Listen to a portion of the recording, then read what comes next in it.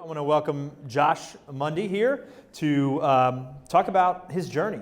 Welcome, Josh. Thank you for having me. Is it Josh or Joshua? What do you prefer? Man, whatever you So feel look, I come in. I've known Josh for a while. I'm gonna tell you about that in a minute. But I come in this building every day, and right now I'm looking at you, and out of the corner of my eye, there's Josh's picture too. So again, you're talking to royalty here, to EC royalty here today, as you can see here. So obviously you're up there for Pivot Technology School, which we're going to talk about. But let's go way back. Even before you became an entrepreneur, tell me this: who was the first entrepreneur you ever knew, you ever met, you ever come into contact with? So I would say the first entrepreneurs I came in contact with when I was about 5 or 6 years old, my mother worked for, and he had his own like accounting firm, and she was his executive assistant. And that really exposed me because he had like the really nice car. He had like a parrot. You know, this was like when people had parrots as like pets. So he had like a parrot. I was like, man, this man is successful. And then the other guy that I saw was, so back in the day, we didn't have like the washer and dryer in the house. So we used to go down to the laundromat, and there was this older man. Every time we would go down and wash clothes, he would come and pick up these bags of quarters. I'm talking about just so many bags of quarters, load them up in his Cadillac and leave. And I was like, man, I want to be like that guy one day. And it's just, everything comes full circle. Because when you talk about the laundromat, I own a dry cleaners. That's right. That's how I first got to know you. Josh was my dry cleaner back in the day. He's not anymore. We're going to talk about that too. But so back then, when you saw the guy who owned the laundromat, the guy who had the accounting firm, that implanted something in your mind. Talk to us a little bit more about your childhood, where you grew up, background, family, and anything there that eventually led you to this path. Yeah, man, this is awesome, man. This is all in my book, man. This is a shameless plug, but I grew up single mother.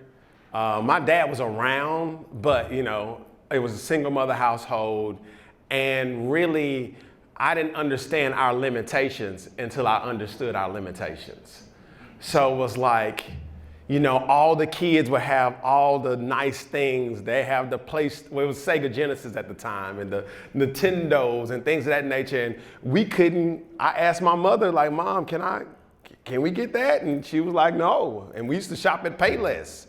And all the kids had the Jordans, I had the Stadiums. That's what they used to call them, Stadiums. They were like the off-brand Jordans. They looked like Jordans, but they just didn't have the Jumpman on the side. And so I was like I have to do something to change where I don't have to depend on my mother. And so I turned to now, which is called entrepreneurship. I didn't know. I just knew that I understood supply and demand very early. And I understood wholesale to retail very early. But I didn't know what it was. I just didn't know what it was. So in middle school, and now all the entrepreneurs have the same story of selling candy and sugar and all this other stuff to kids. That was me. So I was at Jerry Baxter, and I was selling candy to the kids. And I figured out that I could make a lot of money doing that. And I'll convince my mother. I said, Mom, can you go buy me some candy from Sam's Club? And Sam's is wholesale. And we used to buy these big barrels of candy, and I would package it up. And I used to sell Kool-Aid too. So y'all don't know about that. Y'all don't know about that. So Kool-Aid, so back in the day, they used to sell Kool-Aid with the sugar already mixed in. And I used to put it in Ziploc bags, and the kids used to just eat it all day long. And I would sell it for a couple dollars, and I was literally making about $60 a week. And I was like, oh, this is what I want to do. And literally from that point, they stopped me from doing it at Jerry Baxter. And I was like, well, I got to figure out how I can continue to make money. I was in like the 9th grade. I got my first job at Arby's. I was 13 years old working at Arby's. So I always had that in me, like, I'm never going to depend on anybody to provide for me. I'm going to go create the future that I want. And that's always been my energy. And so from there, from 13, you got a You got shut down. Mm-hmm. Right? Shut down. Right. Business got shut down. That's right. Shut down from selling powdered Kool-Aid in Ziploc bags. Is that in the book too? Did we hear about Kool-Aid? Okay, great, good, perfect. So then you get a job. So what does that expose you in terms of capitalism, business models, leadership, management, financials? What do you start to learn next that makes things, let's call it sort of a little more official, a little more systematized? Yeah, I would just say that, I've learned always to build community. Community has been my thing. And I've learned that I've known how to talk with people or talk to people that it get me indoors. So I was 13 at Arby's. She knew I was young, but I was like, hey, I don't have my driver's license, but I got my high school ID.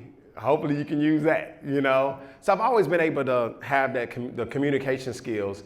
And I've only had as an adult, 2 W-2 jobs in my life. So I worked at a place called Park Center, which they're located on Woodland Street, and I worked at Sprint PCS. And then in high school, I worked at a place called Marriage Marketing Research. So from Arby's, Marriage Marketing Research, Park Center, Sprint, Park Center, and then it's been full-time entrepreneurship ever since then. But I didn't start learning those system lessons until later, though. And so talk to us about that process, where you went from, whether it was being a W-2 employee, because I think a lot of entrepreneurs, that's one thing they're very good at, is not having a real job, or almost being unemployable in that real sense, because they've got ideas, they've got ambition, they've got incentive, they've got something that they want to do that doesn't quite fit into that, which is fine. Yeah. And so some of the best people then are able to pivot that and say, well, I'll go make my own thing. So what was that piece for you where you realized, I'm not fit for this, or this isn't the best thing that's cut out for me, or how do I take this skill I learned somewhere and apply it to my own thing? So I was working a full-time job. So I was working at Park Center. So Park Center was my last job. And so I was working. I noticed, I'm like, well, I'm not really feeling fulfilled. I'm doing the work, but I need to do my own thing. So I started my first company, which is a janitorial service. I got into that business because it was just low cost of entry. Like all I needed was a broom, some Windex, some Pine Sol. I was in business, $20. And so what I was doing was I was doing everything on their time. So I was calling customers on that W-2 time. I was using their printing paper and their printer and printing out business cards and all this other stuff on their time. And I had to make a decision. I had to come to the decision to say, either I'm going to give 100% to this thing that I want to do, or I'm going to have to give 100% to my employer. So I decided, I went to church, and the preacher preached water walkers. So there's a story in the Bible that talks about Peter getting out of the boat and walking on water. And so just really having faith to step out there to do it. And so I heard that message. I came back home. I was inspired. I typed up my 2-week notice. And then I got scared. I was like, man, I can't do that. I can't quit this job. It's a decent check. I wasn't making a lot of money, but I'm like, I can't quit. I didn't have any major contracts at all in my janitorial service. I was just doing little odds and ends. And I went to this place, another place called TBN, and the preacher was there, and I never go to like the extra stuff outside of church. So I went to that, and he preached the message again, and I turned in my 2-week notice, and I have not looked back. Now, the thing about it is I made an oath or a promise. I don't know if you all are believers or not, but I made a promise to God that said, no matter how hard it gets, I'm never, ever going to go work for anybody. And boy, has it gotten hard. Like the journey of entrepreneurship. I mean, I have so many stories, but like that promise, sometimes I wish I didn't make that promise. Like it was sometimes I literally filled out job applications. I'm like, no, I can't do this anymore. And it just didn't work out. And every time I tried to do it, something came to just had me saying, okay, keep going, keep going, keep going. So yeah, I did the janitorial service for about 3 or 4 years. Full time? I did it full time. So I built it to a really nice, I was saying we was doing really strong 6 figures, $500,000. So I was like 22, 23 years old, making about $500,000. Now, as entrepreneurs, what happens is that we like the new shiny thing, okay? So it's like our minds don't cut off. So we always wanna, okay, man, what's next? What's next? Okay, I gotta do this, what's next? And so I had that in me. So a friend of mine was like, hey man, I got this idea. We're gonna open up this cafe in Murfreesboro. Now this is around 2004, 5. He's like, man, we're gonna open up this cafe in Murfreesboro, right across the street from the campus. Now, if y'all are, I don't know, probably a lot of y'all not from Nashville, but there's a place called Cafe Coco that was off West End with all the Vanderbilt kids. I'm talking about it stayed packed 24 hours a day, 7 days a week. That door was swinging. And he was like, man, we're gonna do it just like that. And I'm like, yeah, we're gonna do it just like that. And I'm making decent money. So what I decided to do, I decided to sell my thing that was making decent money to go all in on this cafe, okay? And if you all Google on the Guinness Book of World Records, like the fastest opening and closing of a business, you will see my face, okay? We were literally open for 30 days. I spent $250,000 getting that space together, and we was open for 30 days. So what's the lesson? You mentioned, yeah, we like the shiny thing. It's tempting. It made sense at the time. It made It sense. was shiny, you could run the numbers, you could cover it, but it didn't work out. What's the lesson? Slow down. Like sometimes we move too fast. And sometimes you just have to look and then look again. And if it doesn't make sense to you, it probably ain't gonna make sense. So like I just really had to learn how to have focus.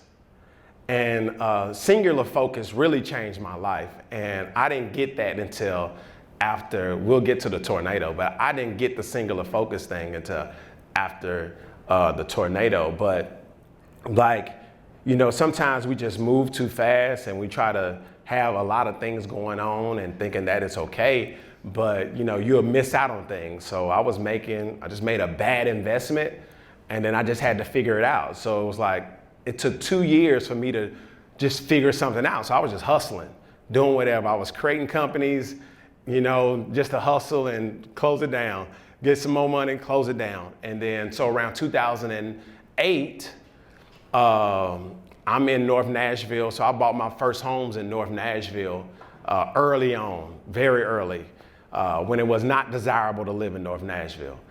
And so I'm riding my bike. I see a for lease sign in the front of this building. Now, mind you, I'm coming off my greatest loss. I am broke, busted, and disgusted. All right, I got enough money to pay my bills, and that's it. And so I saw this sign on the corner of 7th and Jefferson, had a for lease sign there. And I saw this building, and I was like, yo, I gotta have that. Like literally, and I did not know what in the world I was gonna do, but I just knew that that space was calling my name. So every day I would go and look in that mirror. I would go look in the window. I'm like, man, I gotta get this space every day. And then the landlord was there. So the landlord, every time I would come, he would be there. And he was like, man, you here every single day, man. You might as well get the lease. I said, you right. Send me the lease.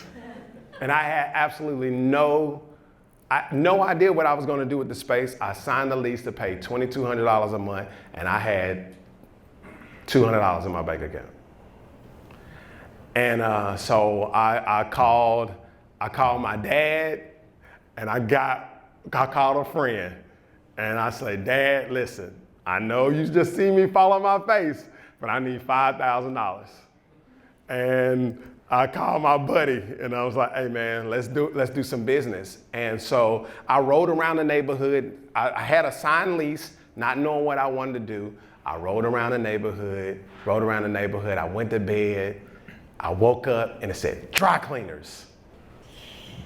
Like you do.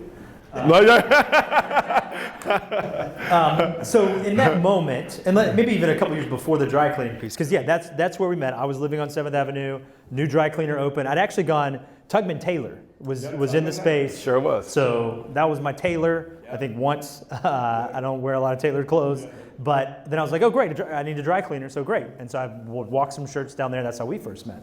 So talk to us a little bit about what was it like when you had to make those calls? Yeah. Because I think if folks here haven't faced that sort of failure, yes, I would love it if you don't, but probably you will. Yes. And so it requires, what I'm going to assume is some kind of humility, or a lot of humility. And then did you think at any point, you know what, maybe I will go find a job.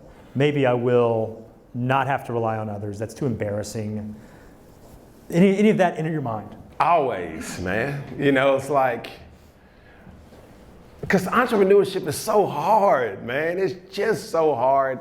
And so it was a lot of times where I did second guess my intuition. And your intuition speaks loud to you. It talks to you very loudly. And you can choose to ignore it or you can follow your gut. And I've always been able to follow my gut because I hear voices. I know it sounds crazy, I need to go to the hospital. But I hear voices that tell me to do things and I hear them as clear as I'm talking to you, okay? And that's how it's always been. So when I hear that voice, I've never had a problem, you know, going, because my dad has always told me like, son, you ain't on drugs, you ain't doing nothing wrong. You know, you fall on your face, all right, you always can come to the well. He always have told me that. And so just to have that reassurance of, okay, look, Dad, I'm gonna bet on this. This is gonna work right here. And so when I came up with that idea of dry cleaning, you know, when I did the research, I have a signed lease now. I told the landlord to give me about a month, I'll figure it out. Give me about a month or two, I'll figure it out. He was gracious. And so when I thought about dry cleaners, when I did the research, it cost over $250,000 to start a dry cleaners. But again, those skills from when I was a kid came up. I was like, no, who can I find to do this wholesale? And then I can give it to the people at retail. So Sam is gonna find out this information right now. Yes, for the first time. I was like, I could be getting cheaper shirts.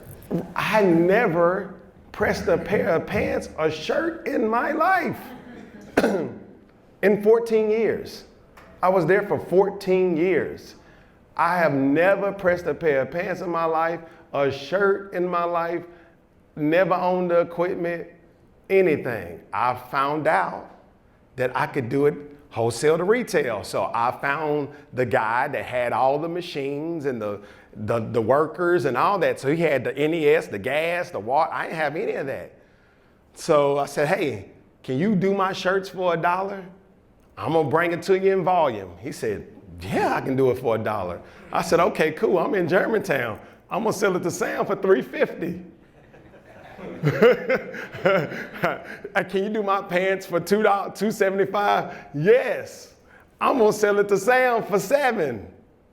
And that's how we was in business for 14 years. Now listen, in 2008, I didn't know. I was just a very ambitious entrepreneur that had dreams, but that was the middle of a recession. 2008 was like rough in the middle of a recession. I didn't know. I wasn't into the news like that. I was just wondering like why we wasn't getting customers from 2008 to 2010. And people was calling me crazy because Germantown was not what it was at the time. That area was not what it was. It was in the middle of gentrification, but it was not all the way right. So a luxury business, because dry cleaning is luxury, That's discretionary income. And I'm opening up. So people are like, man, you crazy, you're insane. Why would you do that? And I'm like, yeah, I'm crazy and insane because I don't know. We broke. We ain't making no money. We barely struggling. And then the turnaround. The turnaround happened. They announced the stadium. They said, hey, we're going to build this sound stadium in the neighborhood. And from the point they announced that into the tornado, we were doing crazy amounts of business. And then I looked like a genius. So and then that building wasn't just for dry cleaning. No. So again, you see an opportunity, you get an idea. Yep. Talk to us about how just the evolution of that space. Yeah, so the space evolved because, let me tell you my entrepreneurial center story. So the Entrepreneurship Center used to be on Broadway. When was it founded? 13 years ago officially, but started as an idea about 15 years ago. So it was like 2010. 2010. All right. So 2010, I went to the Entrepreneurship Center when they kind of first opened. I think it was like 6 or 7 months in when they very first opened. And I had this idea about, I feel like is an ingenious idea. So I had this idea about like these QR codes on like on the back of your phone or like a driver's license. You put these QR codes on the back of so like if you was in an emergency, somebody can click the QR code and find out all your contact information. So if you was in a car wreck, hey, I can scan this code and I can call your family and things. I thought that was the amazing idea. I'm like, man, this is crazy. So I went to the Entrepreneurship Center. At the time, they would set you up with like 2 mentors or 2 advisors to talk to you about your idea before like they accepted you into the Entrepreneurship Center. You know what I'm saying? It was like different. It wasn't this environment. Understand that. And man, they told me a new one. Oh, they told me that thing was nothing. They were just drilling me. And I was like, oh, I'll never come back to this place. Now we put him on the wall. So there you go. And so that feeling, I always felt that feeling. So in my building, so there was A, B, and C. So I was on the B side. On the A side, there was a real estate office and some other things, but it finally came available. And so I decided that I wanted to put a co-working space in that space and call it the lab because I remember that feeling, and I remember me taking all the L's that I've ever taken because I didn't have resources like this. I didn't have a community of entrepreneurs. I was actually doing entrepreneurship before it was cool. So I didn't have really people to bounce ideas off of. I didn't have those things, so I wanted to create a space for up-and-coming entrepreneurs that couldn't afford WeWork and couldn't afford all the other expensive things. How can I provide a space for them? So we created a co-working space called the Lab Nashville. Upstairs, it was an event space. So I had my own little ecosystem all on the corner of 7th and Jefferson, building community. So I was cleaning your clothes, giving you a spot to celebrate your wedding, as well as build your business. And so we did this. So I didn't open up the lab until like 2017. So I was very successful in the dry cleaning business, wanted to do more, was able to do more because I was rolling. I was just in my vibe. I was just in my area and I was getting it. So as a part of being out here and doing things, you get asked to do a lot. So you get asked to talk on panels. Then you get asked to be a part of like these incubators and these leadership cohorts. And so were we on the same one? Yes. Yeah. So me and Sam in 2019, we went to Austin, Texas to figure out, all the things they had going on and bring some of those ideas back to Nashville. And so we was going to all these places that looked like my co-working space. But what they were doing in there, they were learning how to code. And they were building tech companies. And they was raising millions of dollars. And the capital factory, and I was just blown away because I've never been exposed to the world of technology. I use my cell phone. I ain't coding. What are we talking about? Like, I didn't understand. But we were going to all these places and I was inspired. And guess what? I heard that voice again. And that voice said, Josh, when you get back home, you're going to open up a technology school. And I said, what? For real? He said, yeah, man, when you get back home, you need to open up this technology school. And so I told two people on the trip. I told Isaac Adai, which is, he works for the mayor now, but he worked for me for 3 years. He works for the mayor now. I told him, and I told Brian Moyer. And I just remember Brian Moyer's face. Brian Moyer at the time was he was over the tech council. So he was the CEO of the tech council. And I told him, now, remind you, what business am I in? The dry cleaning business. So if a dry cleaning man come and walk up to a guy that's the CEO of the tech council to tell him that he's gonna open up a technology school, what look is he gonna give? Like, this man crazy. Like, really? I said, yeah, man, I heard it. I'm gonna open up a technology school. And so I got back home. And I was like, man, I'm gonna do this. And I got connected to my now business partner, which is Quan Clark, and he had the tech background. So we was talking about, he came to the lab to talk about his idea and how I could mentor him and get him connected in the community. I told him my idea and said, hey man, I wanna open up a technology school, man, because I saw this and this. He said, what? I'm passionate about that. I said, really? I said, you wanna go in business? He said, yeah. I said, let's do it. And so literally, we worked on this all of 2019, trying to build this technology school. And the crazy thing is that I don't have a tech background, but I understand business. And I understand marketing, and I understand all these things. And I had to convince the community that this dry cleaning man is now in the tech business. And because they couldn't unsee it. They like, tech school, man, come on, bro. That's Trump University. You playing, bro. Like, tech school, like, nuh-uh. And so we built this. We finally convinced the community this is what we were gonna do. And so we finally had it going. We finally had some classes. We finally had like our orientation, and we had our data analytics course and our software engineering course, and we had some people that we were just giving, and we just wanted to just try it and give people scholarships. You pay us when you can, whatever. And so on March the 3rd, 2020 was our very first day of classes. And y'all probably don't know what March the 3rd, 2020 was. Tell us.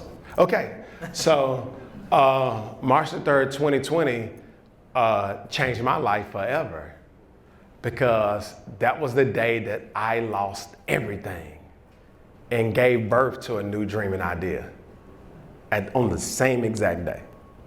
So March the 2nd, I'm in my co-working space. We're planning out for the year. You know, it was the year of the 2020 vision, you know, all that energy was going on. You know, this is gonna be my year, and, you know, this is the year of clarity and all these buzzwords.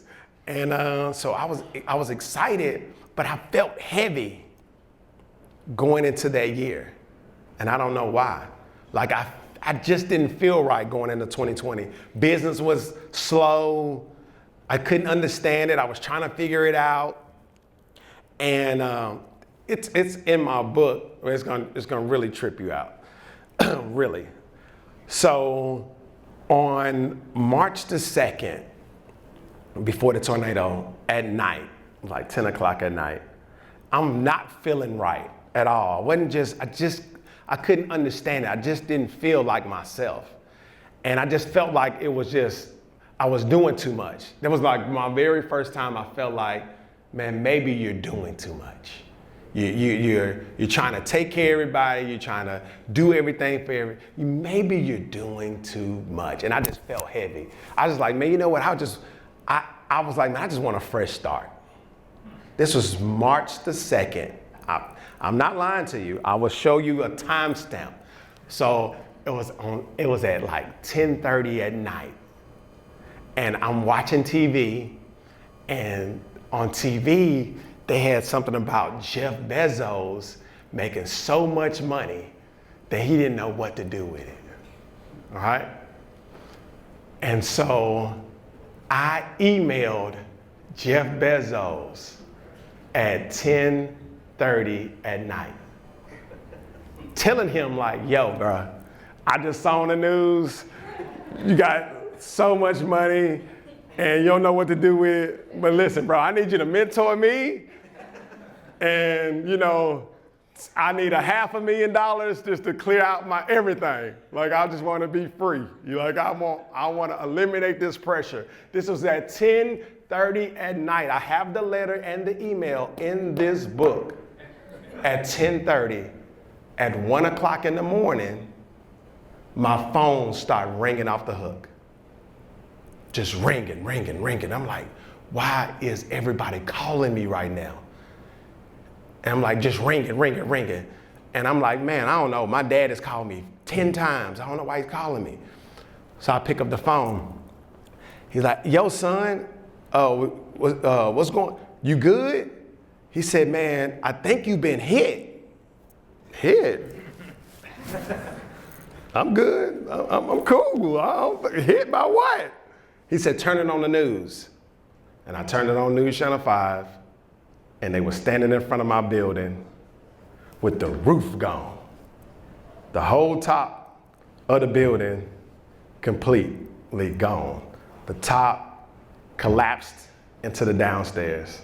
So Mondays is our busiest day in the dry cleaning business. So all those folks' clothes was under rubble. And I'm like, yo, what in the hell am I gonna do? But you gotta be careful what you ask for. Because at 10:30, I was asking for a fresh start. At 1 in the morning, I got it. But here's how life happens. So I always say, God prepares you for storms that you don't know is coming. So if you're a spiritual person, your intuition is that person that's gonna talk to you. So if I did not listen to that voice that said, hey, Josh, open up that technology school. I could have looked at my abilities and said, man, listen, I don't have the skill set to do that. I'm not gonna do that. But being that I listened and was prepared, so when that tornado hit, yes, I felt bad. Yes, I was devastated. Yes, all those things. But I had something that prepared me for those storms, because 2 weeks later, what hit? COVID. COVID hit. What businesses was I in? Dry cleaning, co-working, event space. Guess what that would have been greatly impacted by? COVID. COVID would have shut all those businesses down. And I would have been stressed, trying to figure it out, all those things, but I was able to launch something prepared for that storm that propelled in the middle of a pandemic.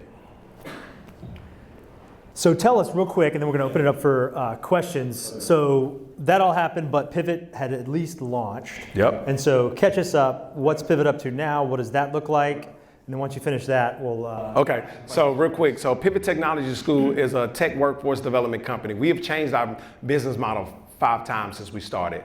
So we were initially going after, it was a B2C company. So we were going after just regular people that wanted to pivot their careers. All right, we found out quickly people didn't have the money to pay us to go through our program. Our program cost $10,500. People didn't have the money. So we switched to more of a B2B model. So we go after corporations that want to upskill their workforce, as well as how can we partner with government entities that want to get people off of government assistance. So we start working with the Department of Labor. We have a contract with the Department of Labor So anybody that's on food stamps in the state of Tennessee can come through our program free of charge. Our program is currently now in Core Civic facilities. Core Civic is a prison company, private prison company.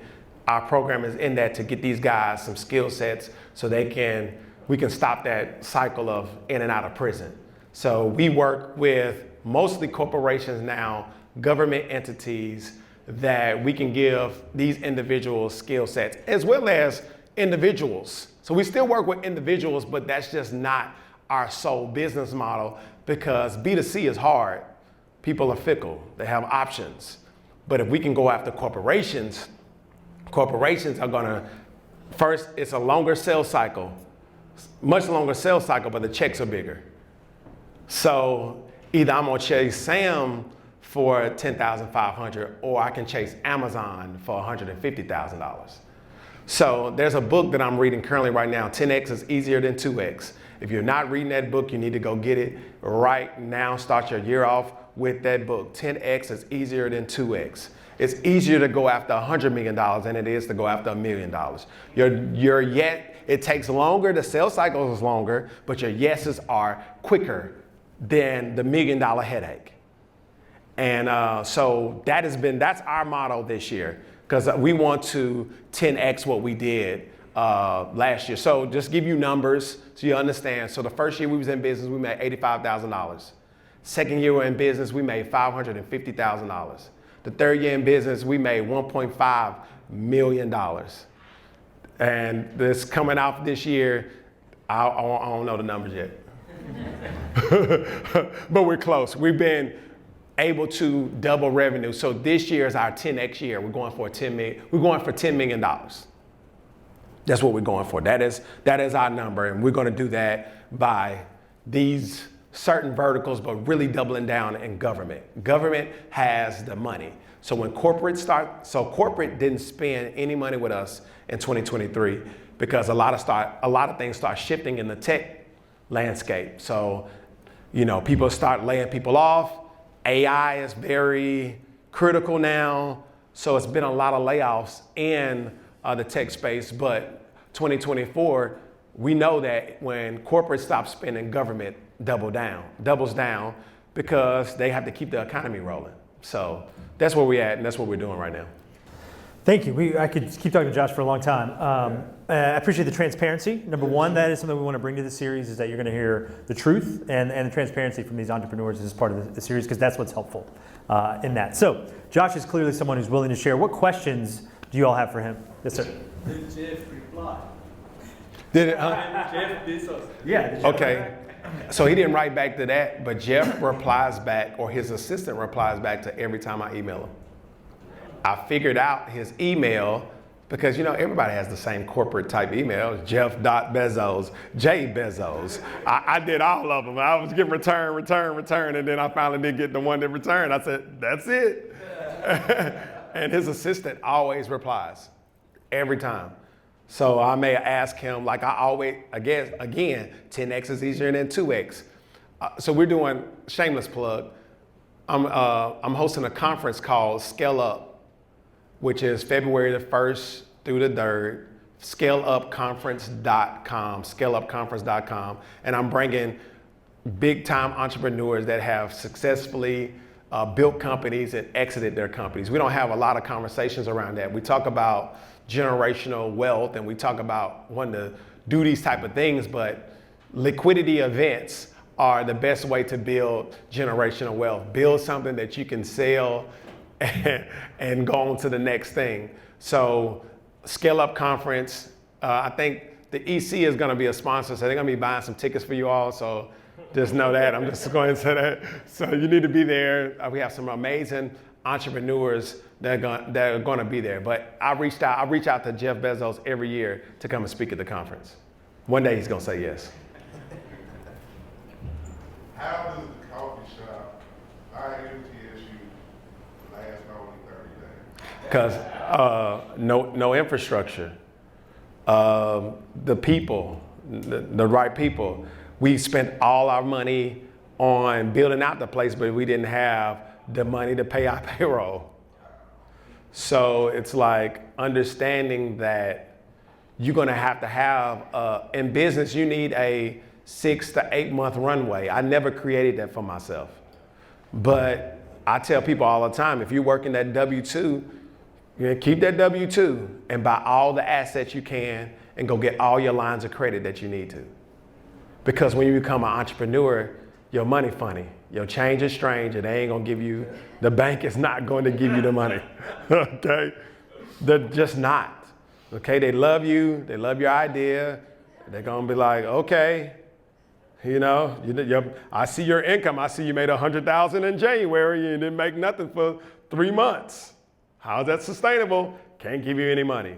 But when you have a W-2, you have sustained income. Let me go get my assets. Let me go get my lines of credit. Let me go get everything that sets me up for success in my business, because the greatest or the worst thing that you could ever do is think your new business is going to sustain your $100,000 lifestyle. And so people go wrong with not being able to reinvest in their business. They're reinvesting in their lifestyle. And that's when it gets bad. So being able to put that 6 to 8 months to the side and say, listen, if my business does not make $1, I'm okay, and I'm not pressing my brand new business that is just getting in the marketplace, that's not making a lot of money, to support this lifestyle of mine. So, just really, if y'all are working W-2s right now, or you may be full-time entrepreneurs, but definitely leverage your W-2 before you quit and go into full-time entrepreneurship. One more. So what were some of the compliance or legal issues you had in finding those government contracts? And in the tech space, do you happen to do anything international, working with H-1B visas? And if so, what does that process kind of look like? So no, we don't work with anyone with visas. And as far as the government contracts, it's just all relationships. So again, let me tell y'all one last thing. Relationships are worth more than money, okay? Spend time fostering and building relationships. We got the government contract because I'll utilize my platforms. I'm on social media. Social media is free. Why in the hell would I not use it? So I'm utilizing my platform selling. And so a lady from United Way saw and said, hey man, I saw you doing this. We want to really work with you, but we don't know how we want to work with you. And then she called me back and said, oh, I figured out how we can work with you. You can do this. And we can work with the Department of Labor and do this. And we've been rolling ever since. And so we're doubling down on that. So just understand, foster relationships, utilize the tools that you have right in your hand. If everybody spends 95% of their time in front of this thing right here, why are you not investing in it? Why are you not investing in people, social media? I called Sam, I said, Sam, are y'all recording this? He said, no. I said, all right, cool, I'm gonna bring a team to record it. Because it's just the way that life is going right now. So just double down on telling your story. Everybody, you all have a story. Don't be afraid to tell it. And I'm gonna end it like that. Where can people keep up with you and your story? Yeah, so Joshua Mundy on LinkedIn. I am Mr. Mundy on Instagram, Facebook, Joshua Mundy. I'm on TikTok now. That's just, I got to do all the things to get in front of you. And then joshuamundy.com, get my book. So hopefully y'all grab my book. It's really, really good. It's a nice, concise read, because I know people don't like to read anymore. It's a nice and concise read, and it's $20. And we're going to get a couple copies that we'll have in our EC library. So for those who are or are not aware, in our copy room, we've got a library with a lot of helpful books for entrepreneurs that folks are free to grab and borrow. We'll have some of these there that Josh is going to sign as well. Josh is going to stick around so folks can talk to him too.